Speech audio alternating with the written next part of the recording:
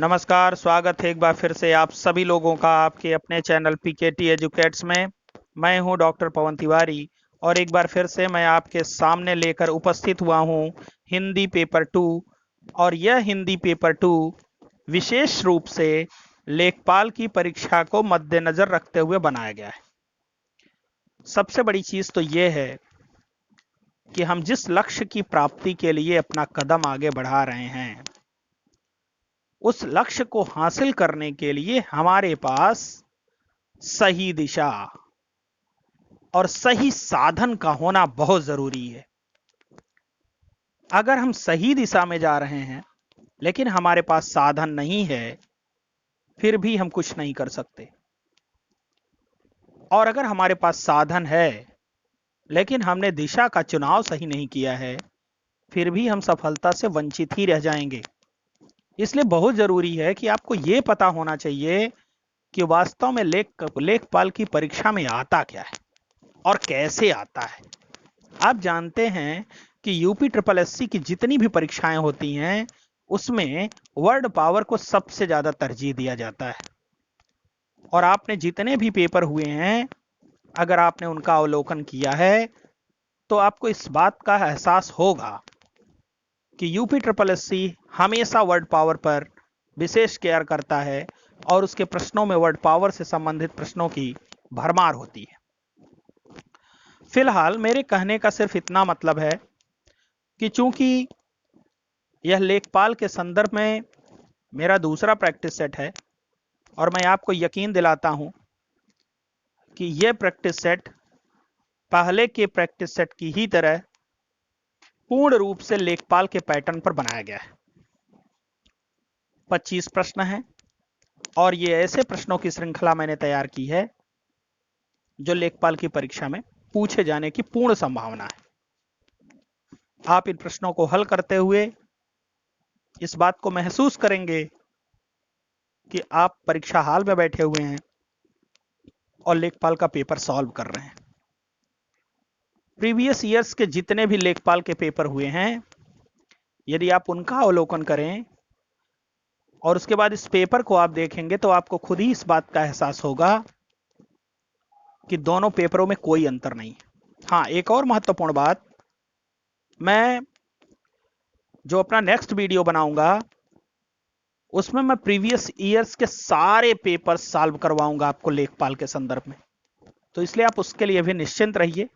लेकिन मेरे लिए यह ज्यादा अभिष्ट है कि आने वाली परीक्षाओं में प्रश्न किस प्रकार के आएंगे, कैसे आएंगे, इन सब चीजों को चुन करके मैं आपके सामने प्रस्तुत कर रहा हूं। और मुझे पूरी उम्मीद है कि आप सफलता प्राप्त करेंगे अगर आप सही दिशा और सही साधन के साथ इसी तरह से आगे बढ़ते रहे। तो मैं सिर्फ और सिर्फ वही चीजें आपको देना चाहता हूं जिसमें आपको पढ़ना कम पड़े लेकिन आपकी तैयारी मुकम्मल हो। तो एक और महत्वपूर्ण बात, टेलीग्राम पर हमारा पब्लिक चैनल पीकेटी एजुकेट्स के नाम से है। यदि आप चाहें तो हमारे इस पब्लिक चैनल को ज्वाइन कर सकते हैं और जितने भी पेपर मैं करवाता हूं, यहां सॉल्व करवाता हूं, आप उन सारे पेपर्स के पीडीएफ प्रारूप को प्राप्त कर सकते हैं। इसके अलावा वहां पर आपको नोट्स से लेकर के वीडियो से लेकर के सारे अपडेट प्राप्त होते रहेंगे। तो आइए फिलहाल बढ़ते हैं आज के अपने इस प्रैक्टिस सेट के पहले प्रश्न की तरफ। हमारा पहला प्रश्न है निर्देश। प्रश्न संख्या 1 और 2 में लिखित लोकोक्तियों मुहावरों का सही अर्थ चुनकर बताइए। यहां पर 2 प्रश्न दिए गए हैं और दोनों में आपको यह बताना है कि जो मुहावरा या लोकोक्ति दी गई है उसका अर्थ क्या है। पहला प्रश्न है हमारा मक्खन लगाना। इस मुहावरे का अर्थ क्या होगा। विकल्प ए है चापलूसी करना, बी है बहुत अधिक सम्मान देना, सी है चुगली करना और डी है पीठ पीछे शिकायत करना। इसमें आपका सही जवाब है चापलूसी करना या खुशामद करना। जी हां, चापलूसी करना या खुशामद करना, यह जो है मक्खन लगाना मुहावरे का अर्थ है। आइए बढ़ते हैं अपने अगले प्रश्न की तरफ। बड़े घर की हवा खाना। विकल्प ए है सुविधा संपन्न होना, बी है जेल जाना, सी है महल में निवास करना और डी है कलंक लगना। आपने सुना होगा कि मैं आपको बड़े घर की हवा खिलवा दूंगा। ऐसे लोग बोलते हैं। वास्तव में बड़े घर का अर्थ जेल होता है और बड़े घर की हवा खाना का अर्थ होता है जेल जाना। विकल्प बी आपका यहां पर सही है। आइए बढ़ते हैं अपने अगले प्रश्न की तरफ। हमारा अगला प्रश्न है, प्रश्न संख्या 3 और 4 में लिखित शब्दों का विलोम शब्द चुनिए। प्रश्न संख्या 3 है हमारा अंश। अंश का आपको विलोम बताना है। विकल्प ए है भाग, बी है पूर्ण, सी है अपूर्ण और डी है जुआ। इसमें आपका सही विकल्प है पूर्ण। जी हां, अंश का विलोम क्या होता है? पूर्ण होता है। भाग तो अंश का पर्यायवाची है और अपूर्ण का मतलब भी वही होता है, अंश। तो यह भी पर्यायवाची शब्द ही हुआ। जुआ का कोई मतलब यहां नहीं है, तो इसलिए विकल्प बी आपका यहां पर सही है।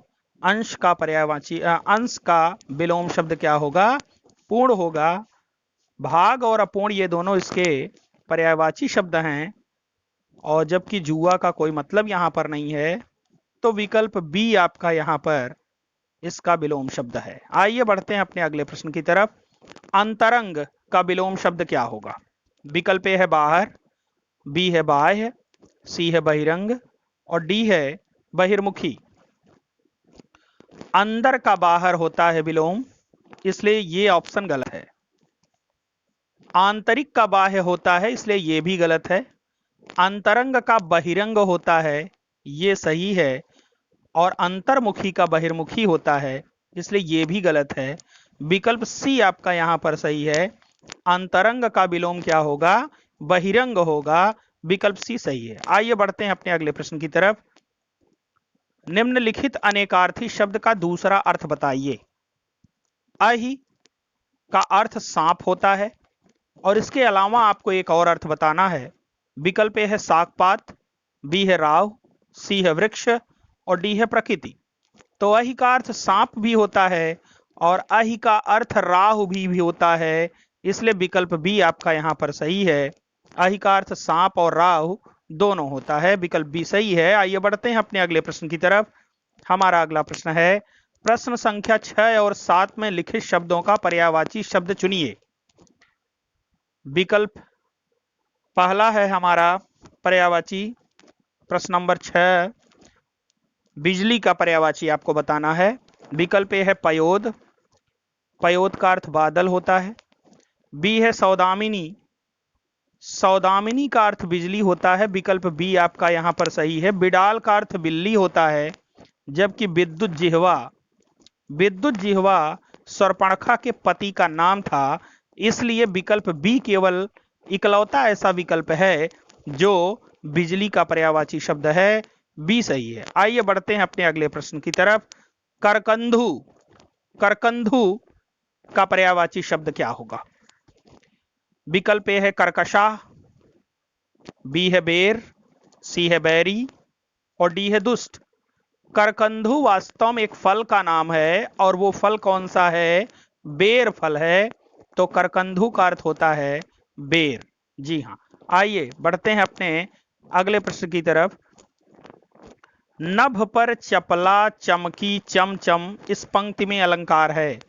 विकल्प ए है अनुप्रास, बी है यमक, सी है श्लेष और डी है वक्रोक्ति। इसमें आपका सही जवाब है विकल्प ए अनुप्रास अलंकार। जहां पर एक ही वर्ण की अनेक बार या एक बार क्रमिक आवृत्ति होती है, वहां पर अनुप्रास अलंकार होता है। आप देखिए यहां पर च वर्ण, ये देखिए च च च च च वर्ण की आवृत्ति कई बार हुई है। च वर्ण इसमें 4 बार आया है, और इस वजह से यहां पर अनुप्रास अलंकार है। 4 बार आया है और चारों बार क्रम से आया है, इसलिए इसमें अनुप्रास अलंकार है। विकल्प ए आपका सही है, बाकी तीनों गलत है। आइए बढ़ते हैं अपने अगले प्रश्न की तरफ। प्रश्न संख्या 9 और 10 में लिखित शब्दों में सही वर्तनी वाले शब्द का चयन कीजिए।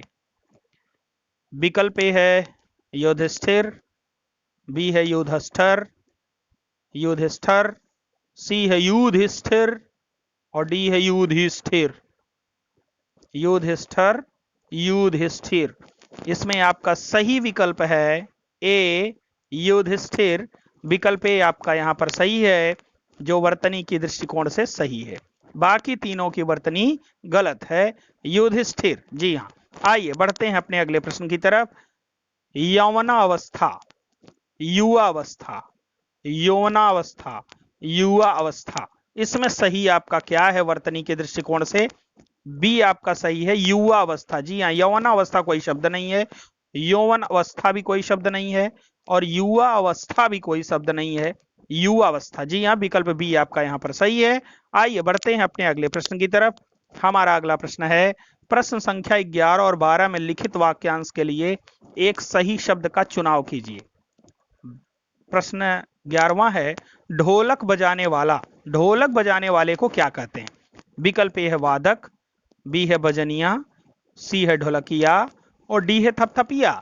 विकल्प सी आपका यहां पर सही है, ढोलक बजाने वाले को ढोलकिया कहते हैं। आइए बढ़ते हैं अपने अगले प्रश्न की तरफ। हमारा 12वां प्रश्न है, जिसमें बाण रखे जाते हैं उसे हम क्या कहते हैं? म्यान। म्यान में तो तलवार रखी जाती है, विकल्प ए गलत है। तरकश, ये आपका विकल्प सही है। तरकस, इसी में हम बाण रखते हैं, जिसमें हम बाण रखते हैं उसको क्या कहते हैं? तरकश कहते हैं। इसके अलावा इसको हम क्या कहते हैं? तुरीण। जी हाँ, तुरीण भी इसका एक नाम है, जिसको हम तरकस के नाम से जानते हैं। बाणशाला और तीरखाना, यहां पर ऐसे शब्दों का कोई अस्तित्व नहीं है। बाण रखे जाने वाले को हम क्या कहते हैं? तरकश और तुरीण। जी हाँ, आइए बढ़ते हैं अपने अगले प्रश्न की तरफ। हमारा 13वां क्वेश्चन है, रिक्त स्थानों की पूर्ति कीजिए। यदि मैं राजा होता तो तुझे अपनी बनाता। आप देख सकते हैं यहां शर्त सूचक वाक्य है, और चूंकि यहां राजा है, तो अगर राजा होगा, जब ये राजा बनेगा तो फर्म डिटर्मिनेशन के साथ क्या बनाएगा दूसरे को? गुरु तो बना नहीं सकता, मां तो बनाएगा नहीं, मां तो पहले से ही मां है। पत्नी का भी कोई मतलब नहीं, क्योंकि यह राजा है। यहां पर विकल्प डी आपका सही है, रानी। जी हां, यदि मैं राजा होता तो तुझे अपनी रानी बनाता। विकल्प डी आपका यहां पर सही है। आइए बढ़ते हैं अपने अगले प्रश्न की तरफ। हमारा अगला प्रश्न है, वीर रस के कितने भेद होते हैं? विकल्प ए है 4, बी है 3, सी है 2, और डी है 6। इसमें आपका सही जवाब है 4 भेद होते हैं वीर रस के। और ये 4 भेद आपके कौन कौन से होते हैं? दानवीर, युद्धवीर, दयावीर, धर्मवीर। दानवीर, युद्धवीर, दयावीर और धर्मवीर, ये वीर रस के 4 भेद होते हैं। आइए बढ़ते हैं अपने अगले प्रश्न की तरफ। प्रश्न संख्या 15 और 16 में लिखित शब्दों के तत्सम रूप का चयन कीजिए। हमारा 15वां प्रश्न है, इमली। इमली का तत्सम शब्द क्या होगा? विकल्प है ईमली, बी है अम्ल, सी है अम्लीय, और डी है अम्लिका। इसमें आपका सही जवाब है अम्लिका। मैंने आपको पहले भी बताया है, ऐसे शब्द जिन्हें पढ़ने में कठिनाई का अनुभव हो, या हमें ऐसा लगे कि इनको हम सरलता से उच्चारित नहीं कर सकते हैं, ऐसे सभी शब्द तत्सम शब्द होते हैं। यहां इमली का तत्सम शब्द क्या होगा? अम्लिका होगा। विकल्प डी आपका यहां पर सही है। कटहरा, कटहरा का तत्सम क्या होगा? विकल्प ए है काष्ठगृह, बी है काठगृह, सी है काष्ठघर, और डी है कटघरा। यहां पर आप देखिए काष्ठगृह, यहां दोनों शब्द तत्सम है, और बी में आप देखिए काठ जो है तद्भव है और गृह तत्सम है। सी में काष्ठ तत्सम है और घर तद्भव है, और कटघरा तो तद्भव शब्द है। और ये दोनों जो है अगर जब रहेंगे तो ये देखिए काष्ठगृह है, काष्ठगृह है, तो यहां पर काष्ठ और गृह है, दोनों आप देख सकते हैं। चूंकि ये आपका योजक शब्द है, यौगिक शब्द जिसे आप कहते हैं, यौगिक शब्द। चूंकि ये यौगिक शब्द है और इस नाते से दोनों शब्द तत्सम होने चाहिए, और काष्ठ और गृह दोनों तत्सम हैं, ए इसलिए विकल्प में आपका सही है। कटहरा का अर्थ होता है काष्ठ गृह, विकल्प ए सही है। आइए बढ़ते हैं अगले प्रश्न की तरफ। प्रश्न संख्या 17 और 18 के वाक्यों में कुछ त्रुटियां हैं। वाक्य के जिस भाग में त्रुटि है उसे ए बी सी यथानुरूप गोले को काले रंग से भरें। यदि वाक्य में कोई गलती नहीं है तो डी गोले को काले रंग से भरें। तो हमारा 17 नंबर का प्रश्न है, इसमें आपको यह बताना है कि किस विकल्प में गलती है। बालक को पढ़ने को विद्यालय जाना चाहिए, यहां पर बी में ऑप्शन में गलती है। बालक को पढ़ने के लिए होना चाहिए था, बालक को पढ़ने के लिए विद्यालय जाना चाहिए। विकल्प बी आपका यहां पर गलत है, इसलिए प्रश्न नंबर 17 का विकल्प भी सही है। आइए बढ़ते हैं अपने अगले प्रश्न की तरफ। 18वां क्वेश्चन है हमारा, शेर को देखते ही उसका होश उड़ गया। यहां पर सी में गलती है, उसके होश उड़ गए। यहां उसका के जगह पर उसके होना चाहिए था और गया की जगह पर गए होना चाहिए था। शेर को देखते ही उसके होश उड़ गए, यह वाक्य बनना चाहिए था। विकल्प सी आपका यहां पर गलत है। जी हां, प्रश्न नंबर 18 का विकल्प सी सही है। आइए बढ़ते हैं अपने अगले प्रश्न की तरफ। मनुष्य के हृदय में विद्यमान ऐसे भाव जो पानी के बुलबुलों के समान बनते बिगड़ते रहते हैं कहलाते हैं। विकल्प ए है स्थायी भाव, बी है अनुभाव, सी है संचारी भाव और डी है विभाव। वास्तव में यह कथन आचार्य भरत मुनि का है और आचार्य भरत मुनि ने इस कथन को संचारी भावों के संदर्भ में कहा है। संचारी भाव वे भाव हैं जो मनुष्य के हृदय में बनते बिगड़ते रहते हैं, ये अस्थायी भाव नहीं होते हैं, इसीलिए इनको व्यभिचारी भाव भी कहा जाता है। विकल्प सी आपका यहां पर सही है। आइए बढ़ते हैं अपने अगले प्रश्न की तरफ। अभ्यागत संधि विच्छेद होगा। अभ्यागत का संधि विच्छेद क्या होगा? विकल्प ए है अभिधन आगत, बी है अभ्याधनगत, सी है अभयधनगत और डी है अभिधनगत। अभ्यागत में यण संधि है और इसका संधि विच्छेद होगा अभिधन आगत बराबर अभ्यागत। जी हाँ, विकल्प ए आपका यहां पर सही है, अभिधन आगत बराबर अभ्यागत।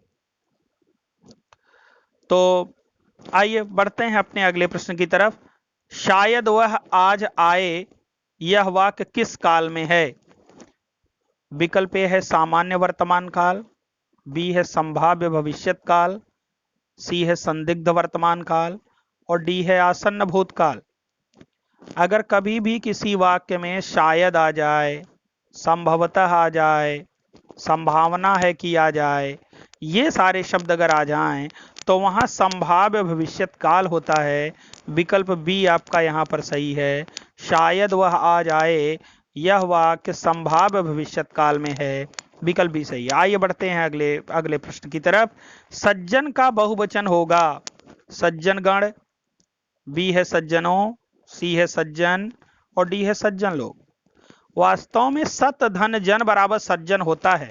सज्जन का अर्थ ही होता है अच्छा आदमी, तो फिर गण का कोई मतलब नहीं है, सज्जन का कोई मतलब नहीं है, सज्जन का मतलब तो एक ही व्यक्ति होगा। सज्जन लोग का भी कोई मतलब नहीं है, सज्जन का बहुवचन होता है सज्जनों। विकल्प बी आपका यहां पर सही है। आइए बढ़ते हैं अपने अगले प्रश्न की तरफ। तहसील किस भाषा का शब्द है? विकल्प ए है अरबी, बी है फारसी, सी है तुर्की और डी है पश्तो। इसमें आपका सही जवाब है अरबी भाषा। तहसील अरबी भाषा का शब्द है, विकल्प ए सही है। आइए बढ़ते हैं अपने अगले प्रश्न की तरफ। निम्नलिखित में स्त्रीलिंग शब्द है वाचनालय, सरकार, अदरक, समाज। इसमें आपका सही जवाब है विकल्प बी सरकार। सरकार बनती है, सरकार बनता नहीं है, जबकि बाकी तीनों आपके पुल्लिंग हैं। तो विकल्प बी आपका यहां पर सही है। स्त्रीलिंग शब्द क्या है? सरकार है। अदरक, समाज और वाचनालय तीनों पुल्लिंग हैं। हमारा अगला प्रश्न है पुरुषोत्तम में समास है विकल्प ए है तत्पुरुष, बी है बहुब्रीहि, सी है द्वंद्व और डी है अव्ययी भाव। इसमें आपका सही जवाब है तत्पुरुष। पुरुषों में उत्तम अधिकरण तत्पुरुष है। आप जानते हैं कि पूर्व पद से अधिकरण कारक की विभक्ति में पेपर का लोप हो जाता है, तो वहां पर क्या होता है, अधिकरण तत्पुरुष होता है। पुरुषों में उत्तम माने पुरुषोत्तम हो गया। विकल्प ए आपका यहां पर सही है। और इसी के साथ आज के हमारे इस प्रैक्टिस सेट की श्रृंखला समाप्त होती है। आज हमने सारे प्रश्नों पर चर्चा कर लिया है और मुझे उम्मीद है कि ये 25 क्वेश्चन आपको बेहतर तरीके से समझ में आए होंगे। और मैं अपने नेक्स्ट वीडियो में आपको लेखपाल के प्रीवियस ईयर्स के पेपर्स को हल करवाऊंगा। तो मैं उम्मीद करता हूं कि आप इन चीज़ों को बेहतर तरीके से समझ पा रहे हैं। तो इसी के साथ अब मैं लूंगा आपसे विदा। That's all. Thanks to all of you.